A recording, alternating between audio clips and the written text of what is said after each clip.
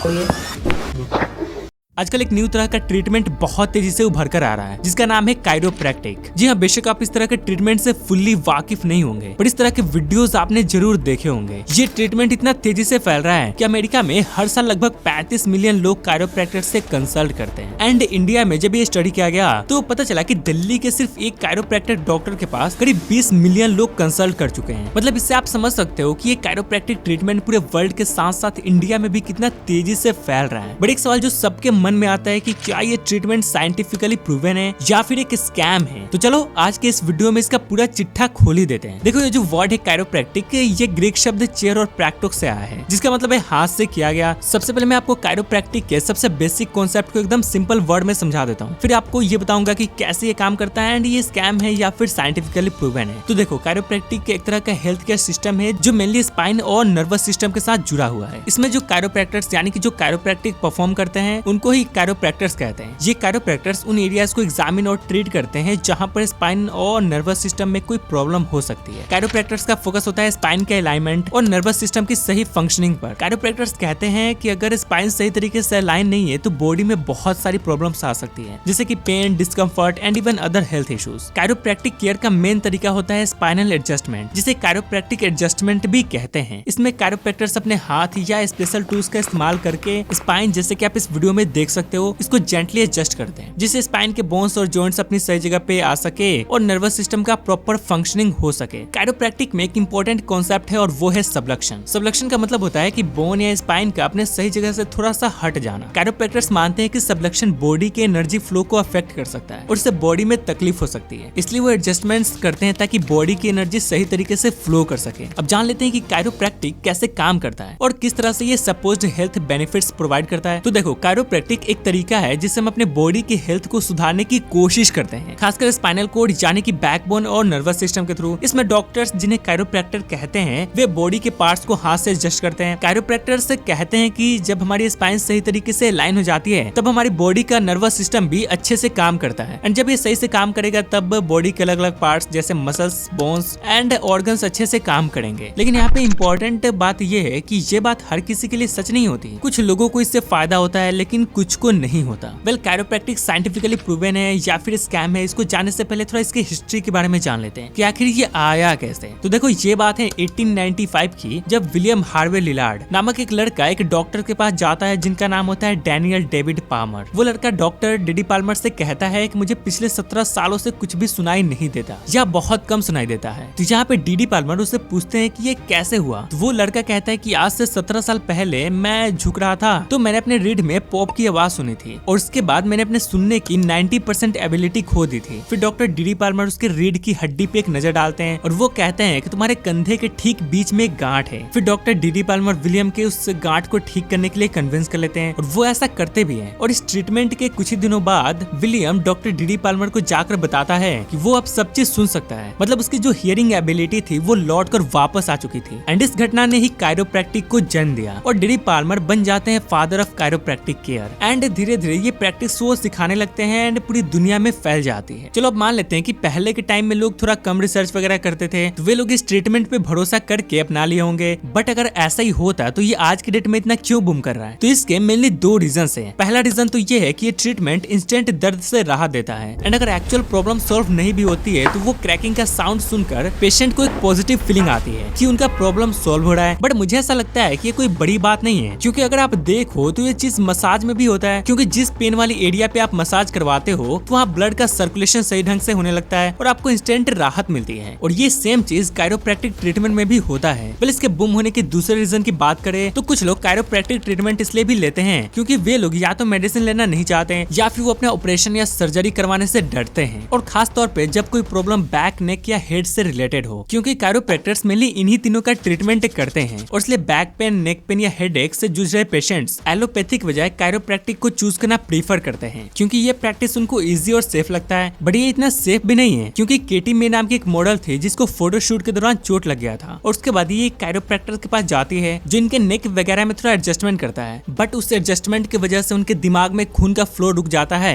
And अंत में stroke के चलते उनकी डेथ हो जाती है। वेल फिर यहाँ पे कायरोप्रैक्टर्स ये एक्सक्यूज देते हैं कि भाई 100 में एक गलतियां तो हो जाती है, तो उनको बता दो कि ये गलती किसी की जान ले सकती है। चलो अगर एक पल के लिए इसको इग्नोर भी कर देते हैं तो कायरोप्रैक्टिक के केस में जो सबसे बड़ा सवाल आता है वो आता है इसके साइंटिफिक बैकिंग को लेकर कि क्या इसका कोई साइंटिफिक बैकग्राउंड है भी या ऐसे ही हवा में चल रहा है। तो रियलिटी तो यही है कि कायरोप्रैक्टिक ट्रीटमेंट का साइंटिफिक बेसिस काफी कमजोर है क्योंकि इस पर सफिशिएंट एविडेंस अवेलेबल नहीं है जो इसके बेनिफिट्स को सही तरीके से सपोर्ट करे। यानी कि ये साफ सबूत नहीं देती कि ये ट्रीटमेंट हर समस्या के लिए फायदेमंद होती है जैसे कि कुछ कायरोप्रैक्टर्स क्लेम करते हैं। यहाँ तक कि कायरोप्रैक्टिक ट्रीटमेंट को सपोर्ट करने वाले सब्सटैंशियल क्लिनिकल ट्रायल्स भी कम है। क्लिनिकल ट्रायल्स में डॉक्टर्स और साइंटिस्ट नए ट्रीटमेंट को टेस्ट करते हैं और उनके बेनिफिट्स को प्रूव करने की कोशिश करते हैं, लेकिन कायरोप्रैक्टिक के ट्रीटमेंट के लिए इस तरह के प्रूवन क्लिनिकल ट्रायल्स की कमी है। कायरोप्रैक्टिक ट्रीटमेंट को सही तरीके से प्रूव करने वाले साइंटिफिक रिसर्च और क्लिनिकल ट्रायल्स के अच्छे प्रमाण नहीं है। इसका मतलब है कि इसके फायदे और तरीकों को सही तरीके से साइंटिफिक तरीके से साबित नहीं किया गया है। एंड जब किसी ट्रीटमेंट का साइंटिफिक बेसिस कमजोर होता है तो उसमें कुछ रिस्क भी होते हैं क्योंकि सही तरीके से उसके साइड इफेक्ट्स और बेनिफिट्स का पता नहीं होता। तो लोग इसी चीज को पॉइंट आउट करके बोलते हैं कि ये कायरोप्रैक्टिक ट्रीटमेंट टोटली फ्रॉड है एंड ये बस खाने पीने का धंधा है। एंड इस चीज को कुछ कायरोप्रैक्टर्स भी एडमिट कर चुके हैं। सबसे पहले आप इस आर्टिकल को देखो। सेंट लुइस एक कायरोप्रैक्टिक डॉक्टर था और ये क्या करता था कि जिन लोगों का एक्सीडेंट हो जाता था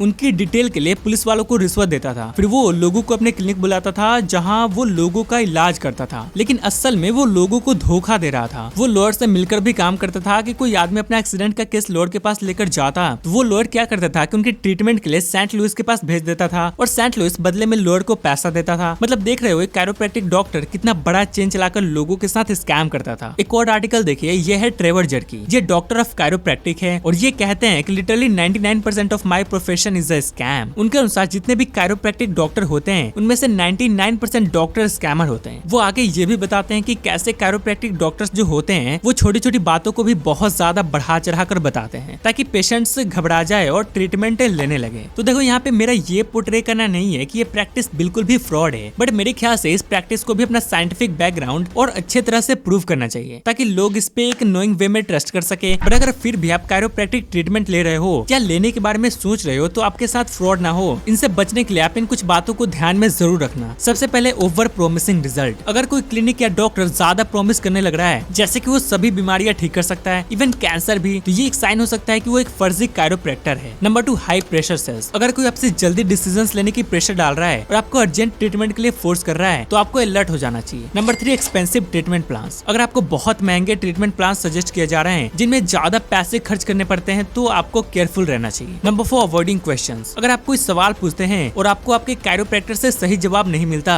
या आपको अवॉइड किया जाता है तो ये भी एक फ्रॉड कायरोप्रैक्टर हो सकता है। Number 5, lack of credentials. अगर डॉक्टर का प्रॉपर क्वालिफिकेशन और एक्सपीरियंस का एविडेंस नहीं है और अगर वो आपके बिना प्रॉपर चेकअप और टेस्ट के ही जल्दी डायग्नोसिस कर देता है तो ये भी एक साइन है कि वो आपके साथ ट्रीटमेंट स्कैम कर रहा है। तो मतलब इन साइंस में से आपको कुछ भी नोटिस होता है तो आपको अलर्ट रहना चाहिए। बेटर होगा कि आप किसी ट्रस्टेड मेडिकल प्रोफेशनल से सलाह ले और ट्रीटमेंट लेने से पहले अच्छी तरह से रिसर्च करें। तो देखो सिंपल सी बात है कि कायरोप्रैक्टिक के लिए लिमिटेड साइंटिफिक एविडेंस है। इसका मतलब है कि अभी तक ये साफ प्रूफ नहीं किया गया है कि ये टेक्निक हर समस्या के इलाज कर सकती है। कुछ लोग इसे स्यूडो साइंस के रूप में भी देखते हैं। स्यूडो साइंस बेसिकली एक ऐसी चीज है जिसमें साइंटिफिक मेथड्स और एविडेंस का यूज नहीं होता, लेकिन लोग उससे साइंटिफिक यानी कि लॉजिकल दिखाने की कोशिश करते हैं। स्यूडो साइंस के उदाहरण में कुछ ऐसे विचार और प्रैक्टिसेस शामिल होते हैं जो साइंटिफिक तर्क और प्रूफ के बिना प्रैक्टिस किए जाते हैं, जैसे कि एस्ट्रोलॉजी, कुछ रोगों के जादू टोना का इलाज और अनेक तरह के उपचार जो साइंटिफिक लॉजिक से दूर होते हैं। अभी अपने टॉपिक पे वापस आए तो कायरोप्रैक्टिक इसका इलाज कुछ कंडीशंस में फायदेमंद हो सकता है, लेकिन साइंटिफिक रिसर्च इसकी पुष्टि नहीं करती। इसलिए आप सोच समझ कर ही ये ट्रीटमेंट ले, ये नहीं कि ट्रीटमेंट वीडियोस देखकर आप भी क्रैकिंग करवाने चल जाओ। तो बताओ ये वीडियो कैसी लगी और